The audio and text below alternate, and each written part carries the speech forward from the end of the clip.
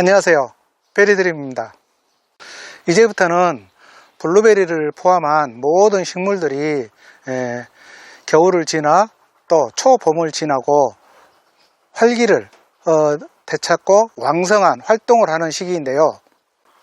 지금 이 시기인 봄부터 초가을까지 블루베리를 포함한 모든 식물들에게 적정하고 올바르게 시행되는 연면 시비는 정말 블루베리를 포함한 모든 식물들의 생육과 수확을 위한 발달, 그리고 나무 성장에 정말 중요한 역할을 할 수가 있습니다. 모든 식물들을 재배하시는 분들은 연면 시비에 대해서 자세히 알고 계시고, 또 거의 모든 농가가 연면 시비를 시행하고 계시는데요. 그만큼 식물을 재배하는 데 있어서 연면 시비가 식물 성장과 식물에 활력을 주는 중요한 역할을 하기 때문이라고 할 수가 있겠죠. 그런데 여기서 정말 중요한 포인트는 모든 농가분들이 연면 시비를 해 주었느냐 또는 안 해 주었느냐의 문제가 아니고, 연면 시비를 올바르게 또 적정한 방법으로 적정한 용량을 했느냐가 정말 중요한 문제이고 포인트가 되겠습니다. 왜냐하면 아무리 식물 성장에 도움이 되는 연면 시비라고 할지라도 올바르고 적정한 용량, 적정한 사용 방법을 시행하지 않는 연면 시비는 식물에게 큰 효과를 나타내지도 않을 뿐더러 또 때로는 오히려 연면 시비를 하지 않아야 될 정도로 악영향을 미치기 때문에 올바른 연면 시비는 정말 중요한 문제가 될 수 있습니다. 그래서 저희 블루베리 TV에서 이렇게 중요한 연면 시비를 막연하게 시행하는 것보다는 올바른 연면 시비가 될 수 있도록 그 시행하는 방법, 시행하는 용량, 또 시행하는 살포 방법 등에 대해서 연면 시비 1부터 10까지 모든 것을 파헤쳐 보려고 합니다. 연면 시비 연재를 통해서 기초부터 고급 단계까지 해서 모든 것을 풀어보려고 하니까 여러분들도 꼭 연면 시비 방법을 정확히 숙지를 하셔서 올바른 연면 시비가 될 수 있었으면 하는 바람입니다. 제가 모든 영상을 제작을 하면서 항상 말씀을 드리는 부분 중에 하나가, 좋은 결과를 얻기 위해서는 반드시 최소한의 기초적인 이론은 꼭 숙지를 하시라고 말씀을 드리고 강조를 드리는데요. 간혹 몇몇 분들은 A라는 결과를 얻기 위해서 무엇을 해야 되느냐, 그렇게 단편적인 것만 물어보시는데, 물론 그렇게 해서 얻은 지식은 1회 한 번 사용에는 가능할 수 있을지 모르나, 식물을 재배하는 데 있어서 식물이 계속 성장을 하고 환경도, 자연 환경이 항상 바뀌기 때문에 기본적인 원리가 숙지되지 않고, 예를 들어서 연면 시비를 하는데 이렇게 해야 된다, 그 내용만 알고 있으면 나무가 성장을 해서 시행하는 방법이 틀려져야 됨에도 계속 그렇게 동일한 방법으로 시행을 하면 안 되기 때문에, 기본적인 원리를 알고 계시면 환경이 바뀌거나 나무가 성장하는 변화가 생기더라도 얼마든지 여러분들이 거기에 대응해서 할 수 있기 때문에 제가 항상 기본적인 원리는 꼭 숙지를 하시라고 말씀을 드립니다. 그래서 오늘부터 정말 중요한 연면 시비에 대해서 자세히 알려드리려고 하니까 꼭 기본적인 원리를 습득하시고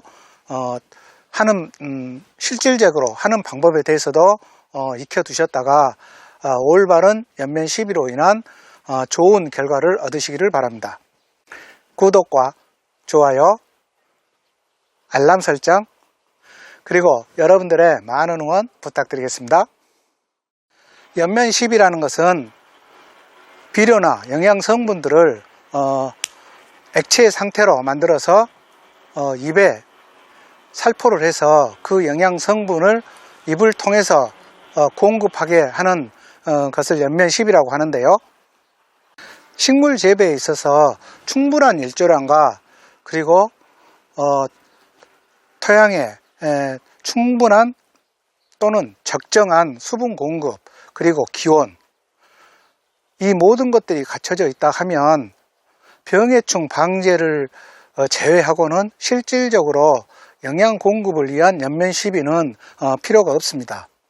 그런데 실질적으로 이와 같은 모든 조건을 갖춰져 식물을 재배하기라는 것은 상당히 힘들고, 또 전문 농업인이 아닌 경우는 이런 조건을 맞추기가 상당히 힘이 듭니다.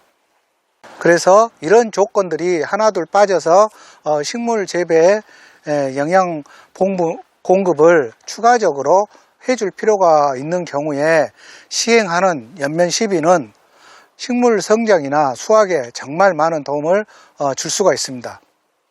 모든 식물들은 블루베리 뿐만이 아니고 본인이 필요한 양분을 뿌리를 통해서 흡수하는 것이 가장 좋은 방법인데요. 그럼에도 불구하고 연면시비가 중요하다는 이유는 연면시비만이 갖고 있는 장점들이 있기 때문입니다. 먼저 연면시비의 장점들을 살펴보면, 첫째로 뿌리의 발육 상태가 좋지 않거나 토양의 양분 공급이 원활하게 되지 못할 경우가 있는데요. 예를 들어서 칼슘이라는 성분은 뿌리를 통해서 양분 공급하기가 힘든 원소 중에 하나인데, 이러한 경우 칼슘을 토양에 관주로만 시비를 하시는 것보다는 연면 시비로 해서 잎을 통해서 양분을 공급하는 게 상당히 효과를 볼 수가 있습니다. 그리고 두 번째는 연면 시비는 뿌리를 통한 양분 공급과는 다르게 살포하자마자 바로 그 효과를 나타낼 수 있는 즉시성이 그 장점이겠습니다. 사람으로 말하면 우리가 몸이 피로하거나 과로가 되었을 때 링겔을 맞으면 바로 회복이 되는 그런 효과로 이해하시면 빠르겠습니다. 그리고 세 번째로는 연면시비는 토양에 살포하는 비료와는 다르게 토양에 그 비료의 성분이 직접 모아지지 않기 때문에 토양 오염이나 또는 그로 인해서 양분의 과다 공급이 되지 않는 장점이 있습니다. 토양 속에 있는 양분들의 원소 중에 칼슘, 마그네슘, 가리는 서로 흡수를 하게 하는 것을 방해하는 기량작용이라는 것을 하는 원소들인데요. 우리 농부들은 모든 식물을 재배하면서 봄철에 기비라고 해서 질소, 인상, 가리의 원소 성분을 토양에 투여를 하는 것이 전부인데, 그와 같은 행위로 인해서 토양 속 염기인 칼슘, 마그네슘, 가리의 영양 공급이 서로 불균형을 이루게 됩니다. 그래서 방금 말씀드린 칼슘과 마그네슘, 가리에 서로 흡수하지 못하게 하는 기량작용의 원리 때문에 칼슘과 마그네슘이 부족하게 되는 현상을 겪게 됩니다. 그런데 이렇게 칼슘과 마그네슘이 부족하다 해서 계속해서 토양에 살포하는 것은 이런 기량작용과 또 칼슘이 뿌리에서 흡수되는 양이 아주 적기 때문에 관주로 계속해서 뿌리는 것보다는 칼슘과 마그네슘을 연면시비를 통한 잎에 공급하는 것이 훨씬 더 효과적인 방법이라 할 수 있겠습니다. 그러면 이와 같은 칼슘과 마그네슘을 연면시비가 상당히 효과적이라고 했는데, 또 이런 칼슘과 마그네슘을 아무 때나 하는 것보다는 적정한 가장 좋은 살포 시기가 있는데요. 그 시기를 한번 알아보겠습니다.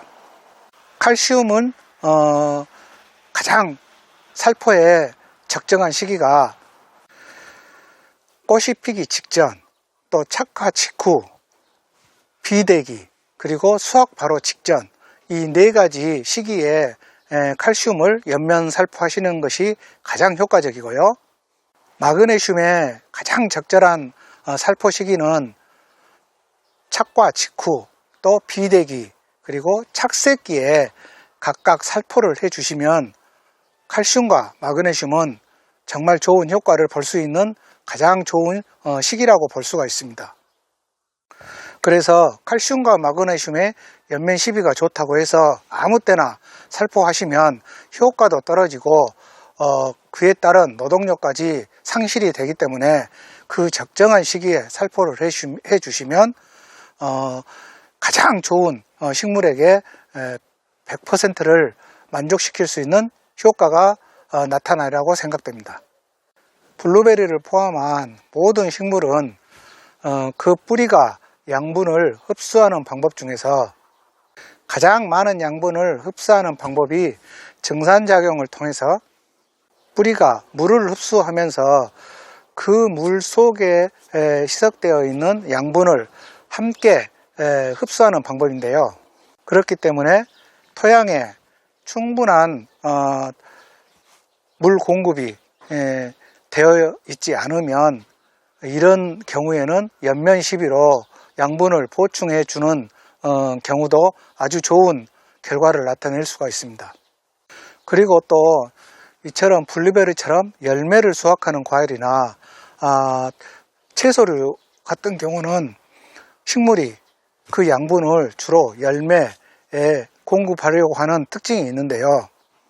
그런데 이때 너무 많은 과일이 달려 있어서 식물이 그 양분을 모든 과일에게 주게 만들게 되면 자연스럽게 뿌리가 과한 노동을 하게 되고 그로 인해서 뿌리에 노화가 발생이 됩니다. 그렇게 되면 그 노화 현상으로 인해서 토양에 아무리 적정한 양분이 있다고 하더라도 식물이 그 양분을 제대로 흡수를 하지 못해서 이듬해에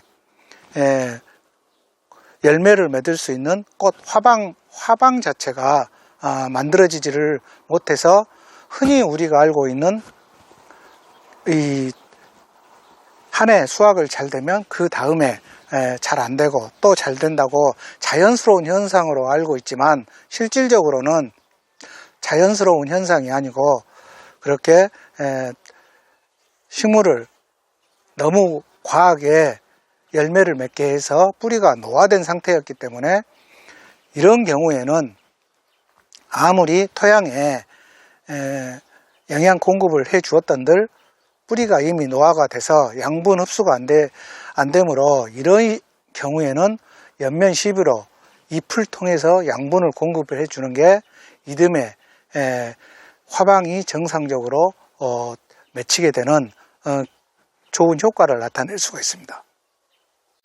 이 말을 정리해서 말씀을 드리면 블루베리처럼 과일을 맺게 되는